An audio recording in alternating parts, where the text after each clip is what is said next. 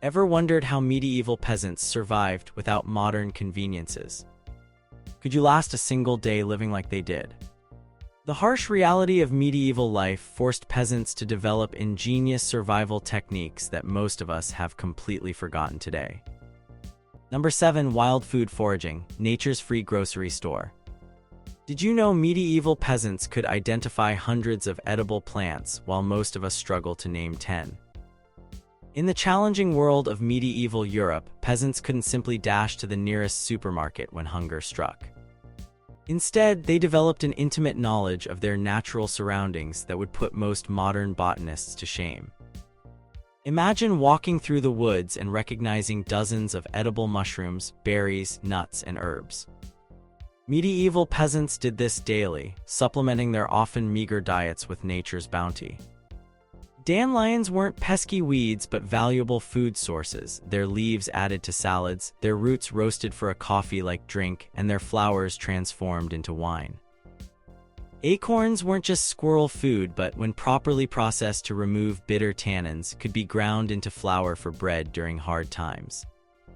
Stinging nettles, which most of us avoid like the plague, were harvested using simple techniques and turned into nutritious soups or cooked like spinach, providing essential vitamins and minerals when other food sources were scarce. They even collected pine inner bark during particularly desperate winters, drying and grinding it into an emergency flour. Foraging wasn't just a survival skill, but a daily practice that connected peasants to seasonal rhythms. Spring brought tender new plants like chickweed and sorrel. Summer offered abundant berries and fruits. Fall provided nuts, seeds, and certain mushrooms, while winter, though challenging, still yielded pine needles for vitamin C-rich tea and certain roots that could be dug from beneath the snow. This knowledge wasn't written in books but passed down through generations through practical teaching. Children learned from parents and grandparents, developing an intuitive understanding of which plants were safe, which were poisonous, and which had medicinal properties. This oral tradition created a living library of botanical knowledge that has largely been lost in our modern world. What modern foragers discover with excitement was simply common knowledge to medieval peasants, who could walk through fields and forests seeing not just plants but food, medicine, and materials for daily life. This connection to the land provided not just physical sustenance but a profound sense of place and security in an uncertain world. Number 6. Natural medicine cabinet, healing without pharmacies. Could you treat a fever without Tylenol? Would you know which plant helps stop bleeding? Medieval peasants had no choice but to become their own doctors, developing sophisticated herbal medicine practices that modern science is only beginning to validate. The medieval peasant home functioned as a pharmacy, with dried herbs hanging from ceiling beams and carefully preserved plant medicines stored in every available container. These weren't random plants but carefully selected medicinal herbs with properties passed down through generations of trial and error, and empirical science before the scientific method was formalized. Gardens weren't just for food, they were carefully planned medicinal plots. Feverfew for migraines, valerian for sleep, comfrey for wound healing, and countless others provided remedies for common ailments.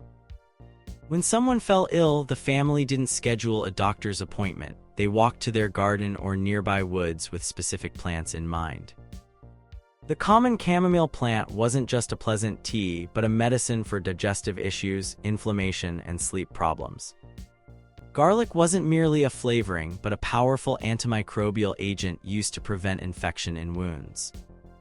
Willow bark, containing salicylic acid, the predecessor to aspirin, was chewed or made into tea for pain relief and reducing fevers.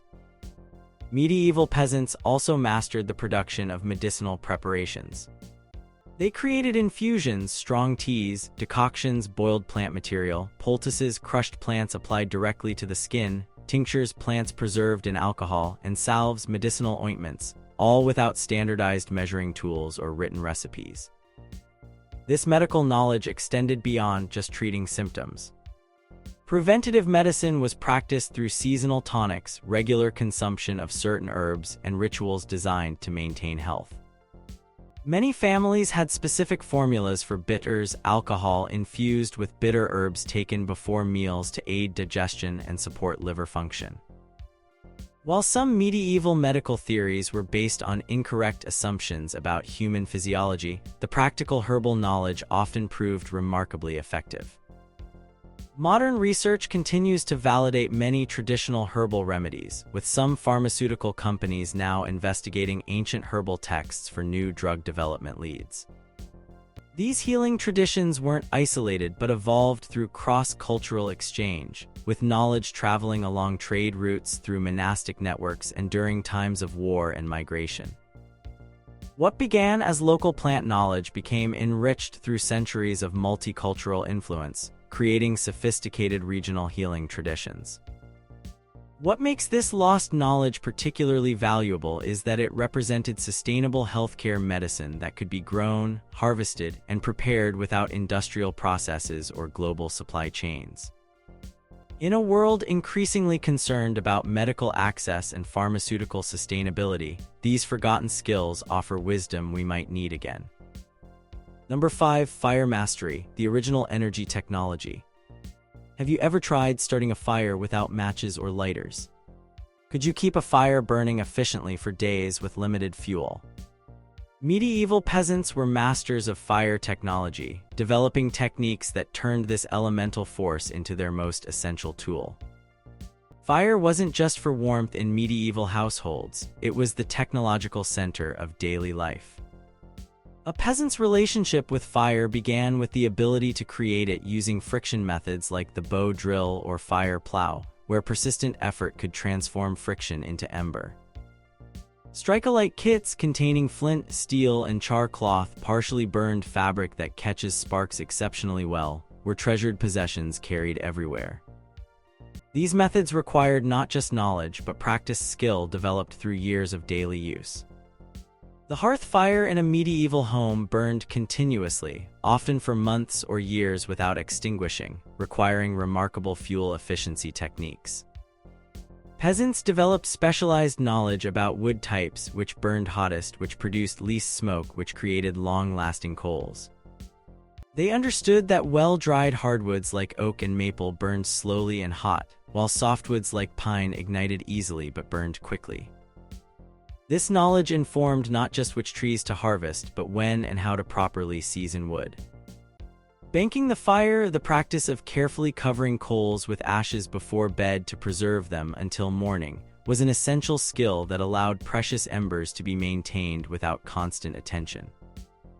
This daily practice saved tremendous effort that would otherwise be spent rekindling fires each morning. Some communities even maintained eternal flames in central locations where neighbors could obtain fire if their home hearth went out. Fire management extended to cooking techniques that maximized fuel efficiency. Multiple cooking pots arranged at varying heights above the flame allowed several dishes to cook simultaneously from a single fire source. Bread baking utilized residual heat in cooling embers rather than peak flames. Cooking wasn't separate from heating, it was an integrated energy system where nothing was wasted. Beyond the home, communal fire technologies shaped village life. Charcoal production, the controlled burning of wood in oxygen-reduced environments, created a portable, high-energy fuel source critical for metalworking. This sophisticated process required building precise wood stacks, covering them with soil, and monitoring the slow burn for days to produce the perfect material. Medieval peasants also mastered fire as a landscape management tool through controlled burning practices that cleared agricultural fields, rejuvenated pastures, and reduced wildfire risks. These weren't haphazard burns but carefully timed operations responsive to weather conditions, soil moisture, and ecological cycles. The relationship between peasants and fire extended into spiritual and protection realms as well. Seasonal fire festivals marked important calendar transitions, while specialized knowledge of smoke properties helped preserve food and repel insects. Fire signaling systems allowed communication between distant points, creating primitive but effective communication networks. This intimate knowledge of fire technology represented energy independence that modern society has largely surrendered. While we can flip switches for instant heat and light, most of us have lost the fundamental understanding of how to harness energy directly from our environment, a knowledge gap that could prove significant in crisis situations. Number 4. Weather prediction, living barometers before meteorology. Can you tell if it will rain tomorrow just by looking at the sky? Would you know if a severe storm was approaching without checking your phone? Medieval peasants developed remarkable weather prediction abilities through close observation of natural patterns. Their lives and livelihoods depended on it. Without weather apps or forecasting services, medieval peasants created a sophisticated observational science around atmospheric conditions, animal behaviors, and plant responses. Their agricultural success and often survival depended on correctly interpreting these signs to make critical farming decisions. Cloud formations served as the peasants' primary forecasting tool, with different shapes, colors, and movements indicating specific weather patterns. Red sky at night, sailors' delight. Red sky in morning, sailors take warning wasn't just a rhyme but a surprisingly accurate indication of approaching weather systems as the setting sun's rays illuminate atmospheric conditions to the east, where weather typically approaches from in many European regions. Wind patterns held crucial information about imminent weather changes. Peasants noted not just direction but subtle changes in strength and humidity. The smell of the air, that distinctive scent before rain caused by plant oils releasing into the atmosphere and ozone from lightning, was immediately recognized as a sign to secure equipment and shelter animals. Animal behavior served as nature's early warning system. Birds flying low indicated imminent rain as they hunted insects driven down by decreasing air pressure. Cows lying down in fields, frogs croaking unusually loudly, or ants building higher mounds all signaled weather changes that modern meteorological instruments would later confirm as responses to barometric pressure shifts. Bodily awareness served as a personal barometric system for many. Joint pain increasing before storms, now scientifically linked to barometric pressure changes affecting joint fluid, was a commonly noted phenomenon. Peasants with old injuries often became the village's most reliable weather predictors based on their physical discomfort alone. Seasonal prediction followed different indicators, with behaviors like squirrels gathering nuts earlier or in greater quantities suggesting harsher winters ahead. Unusually thick onion skins, corn husks, or animal fur similarly indicated cold seasons approaching. Observations modern science attributes to plants and animals responding to subtle environmental cues humans might miss. This wasn't mere superstition but empirical science based on generations of careful observation and pattern recognition. The knowledge was encoded in rhymes, sayings, and folklore that made it easily memorizable and transmissible across generations. Clear moon, frost soon, and hundreds of similar phrases contained genuine meteorological wisdom. The medieval approach to weather prediction involved not just observing individual signs but synthesizing multiple indicators into a comprehensive forecast. While any single sign might be unreliable, the pattern formed by several concurrent signals created remarkably accurate predictions about approaching conditions. What's particularly impressive about this forgotten knowledge system is how it connected people intimately to their environment, creating constant awareness of natural patterns that modern technology has largely erased from our experience. This heightened awareness didn't just predict weather but fostered a deep ecological understanding that informed countless other survival decisions. Number 3. Water sourcing and purification. Clean hydration without plumbing. Could you find clean drinking water if your tap stopped working? Would you know how to purify pond water to make it safe? Medieval peasants faced these water challenges daily, developing sophisticated techniques for finding, collecting, and purifying this most essential resource. In a world without municipal water systems, locating reliable water sources was a critical survival skill. Medieval peasants became experts at reading landscape features to find groundwater. Certain plant clusters indicated shallow water tables, willows, reeds, and cattails served as natural signposts for potential well locations. Observing where animals drank and where morning dew concentrated longest revealed hidden water sources invisible to untrained eyes. Well digging represented one of the medieval peasants' most sophisticated technologies. Without modern equipment, communities collectively dug shafts sometimes exceeding 50 feet deep, carefully reinforcing walls with stone, wood, or clay lining to prevent collapse and contamination. These wells weren't randomly placed but located based on generations of hydrogeological knowledge about seasonal water table fluctuations and soil composition. Rain harvesting systems transformed peasant rooftops and yards into water collection networks. Thatch, tile, or wooden roofs channeled rainwater into strategically placed barrels and cisterns. These storage systems incorporated simple but effective filtration methods, layers of charcoal, sand, and gravel that clarified water as it entered storage containers. Medieval peasants understood water purification principles centuries before the germ theory of disease. While they didn't comprehend microorganisms, empirical observation taught them that certain practices made water safer. Boiling was widely practiced, particularly during disease outbreaks. Clearing water through cloth filters removed visible particulates. More sophisticated methods included running water through charcoal, which actually does adsorb many contaminants. Wine and beer production served not just cultural purposes but practical hydration needs. The fermentation process naturally killed harmful pathogens, making these beverages often safer than untreated water sources. Even children consumed weak, small beer with minimal alcohol content as a form of safe hydration. Water quality assessment involved sensory evaluation techniques that, while primitive by modern standards, effectively identified many dangerous water sources. Color, smell, taste, and clarity were carefully evaluated. Standing water with particular odors or unusual surface films was generally avoided. Communities maintained knowledge about which water sources became dangerous during certain seasons or after specific weather events. The location of human waste relative to water sources represented sophisticated public health engineering.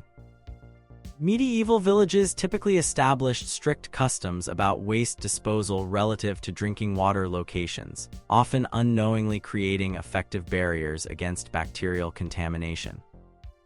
These weren't written regulations but community knowledge enforced through social norms. Spring water held special value in medieval communities. Springs were carefully protected with stone surrounds to prevent contamination, often becoming central community gathering places. The peasant ability to locate, develop, and maintain these natural water sources represented hydrogeological engineering without formal scientific education. This water wisdom extended to medicinal applications as well. Certain mineral springs were recognized for their healing properties, knowledge that would later be validated as we came to understand the therapeutic benefits of various dissolved minerals and their effects on different health conditions. What's remarkable about these water sourcing techniques is how they created resilience through diversity. Medieval communities rarely relied on single water sources, but maintained knowledge of multiple options that could be utilized as seasons and conditions changed. Number 2, food preservation, keeping food edible without refrigeration. Have you ever wondered how people kept food from spoiling before refrigeration was invented? Could you preserve meat for months without electricity? Medieval peasants developed remarkable food preservation techniques that transformed seasonal abundance into year-round sustenance. Food preservation wasn't just a practical skill for medieval peasants, it meant the difference between winter starvation and survival. The seasonal nature of food production created a fundamental challenge. Harvest brought temporary abundance while winter brought scarcity. Bridging this gap required sophisticated preservation techniques developed over generations. Salt preservation served as the cornerstone of meat and fish preservation. Beyond simply sprinkling salt on food, medieval peasants developed complex curing processes involving precise salt-to-meat ratios, specialized curing containers, and carefully controlled environments. Fish and meat were packed in salt layers that drew out moisture through osmosis, creating environments inhospitable to bacteria. The resulting preserved proteins could last months or even years, providing essential nutrition through winter. Smoking techniques transformed perishable foods into long-lasting staples through the antimicrobial properties of wood smoke compounds. Specialized smoking structures, sometimes integrated into home chimney systems, exposed food to controlled smoke exposure without excessive heat. Different woods imparted distinct flavors and preservation qualities: oak for robust flavor and long-lasting preservation, applewood for milder results. This wasn't just about flavor, but creating the proper chemical environment to deter spoilage organisms. Fermentation represented perhaps the most sophisticated biochemical technology in the medieval peasants' preservation toolkit. Without understanding the microbiology involved, they created controlled environments where beneficial bacteria outcompeted harmful ones. Cabbage transformed into sauerkraut, milk into cheese, and fruit into alcoholic beverages through carefully managed fermentation processes passed down through generations. Root cellars demonstrated medieval understanding of how environmental factors affect food preservation. These underground storage spaces maintained surprisingly consistent temperatures and humidity levels year-round, extending the life of root vegetables, apples, and certain preserved goods without artificial refrigeration. The specific construction techniques, depth, ventilation systems, and internal organization varied by region to account for different soil and climate conditions. Drying fruits, vegetables, and herbs utilized both sun and fire heat in carefully controlled processes. Apples, plums, berries, and other fruits were sliced precisely for optimal drying, then stored in cloth or pottery containers that balanced moisture levels to prevent both mold and excessive dryness. Herbs were harvested at specific times of day and dried in bundles positioned to maintain maximum potency of their essential oils. Oil preservation, submerging foods in fats and oils to create oxygen-free environments, allowed certain foods to remain edible for extended periods. Meats could be cooked, then fully submerged in rendered fats, creating anaerobic conditions that slowed spoilage. This technique, called confit, wasn't just for preservation, but created remarkably tender and flavorful results. Sugar preservation, though sugar was precious and expensive, transformed seasonal fruits into jams and preserves through careful cooking and concentration. The high sugar content created osmotic conditions inhospitable to most microorganisms. For peasants with limited access to refined sugar, honey, or concentrated fruit juices served similar preservative functions. Pickling extended beyond cucumbers to a vast array of vegetables and even meats, using vinegar's acidic environment to prevent bacterial growth. Medieval households maintained perpetual vinegar cultures, often in specialized ceramic containers, constantly replenished to ensure this essential preservative remained available. The timing of these preservation efforts followed intricate seasonal knowledge, harvesting and preserving at precise moments when foods reached optimal ripeness but before spoilage began. This heightened seasonal awareness created an annual rhythm of preservation activities tied to natural cycles and agricultural patterns. What made this preservation knowledge particularly valuable was its scalability and adaptability. The same techniques could preserve a single day's excess harvest or process the entire autumn abundance depending on available resources. This flexibility created remarkable food resilience that modern convenience-oriented food systems often lack. Number 1. Recycling and repurposing. Zero waste living before environmentalism. Did you know medieval peasants created almost no waste? Could you imagine repurposing literally everything you own when it breaks? Medieval peasants pioneered circular economics through necessity, developing ingenious systems for reusing and repurposing materials that modern environmentalists are only now rediscovering. In the medieval peasant household, the concept of waste barely existed. Resources were too precious, acquisition of new materials too difficult, and the practical value of reuse too obvious to discard anything with potential utility. This wasn't environmentalism as we understand it today, but a pragmatic approach to material scarcity that created remarkably sustainable living patterns. Clothing exemplified this repurposing mindset. Garments passed through multiple life stages, from best clothing worn for special occasions to everyday wear as items aged, to work clothes as they deteriorated further, and finally to rags for cleaning or material for quilts and patches. Even the smallest fabric scraps found purpose as stuffing for mattresses, children's toys, or lamp wicks. When cloth finally became unusable, it transformed into paper-making material or garden mulch. Food waste was virtually non-existent. Parts of plants modern consumers discard turnip greens, carrot tops, potato peels were incorporated into meals or animal feed. Bones weren't trash but essential resources boiled multiple times, first for human soups and stews, then for animal feed broths, and finally processed for fertilizer. Even cooking water from vegetables was repurposed as nutritious drink or soup base rather than discarded. Broken tools and implements entered sophisticated repair and repurposing streams. Metal objects were rarely discarded but melted and reforged. Broken pottery was ground into temper for new ceramic items or incorporated into construction materials. Wooden tool handles, when broken, became smaller tools, cooking utensils, or kindling. The recycling process extended an object's useful life through multiple incarnations. Animal products followed similarly complete usage patterns. Hides became leather for everything from shoes to containers. Horns transformed into drinking vessels, buttons, and tools. Sinew served as strong natural thread. Hooves became glue through boiling. Even intestines found purpose as sausage casings or waterproof containers. The concept of using everything but the squeal wasn't just an expression but literal practice. Building materials moved through continuous cycles of reuse. Houses weren't demolished but carefully disassembled so materials could be salvaged. Old thatch became garden mulch or binding material for earthen floors.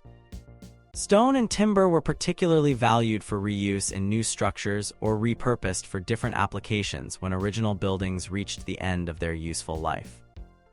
Human waste completed the circular system through carefully managed composting processes that transformed excrement into agricultural fertility.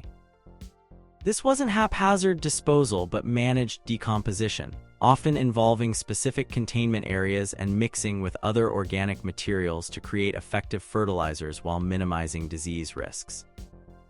Packaging in the medieval world primarily consisted of reusable containers, ceramic jars, wooden boxes, and cloth bundles, designed for multiple uses rather than single-use disposal.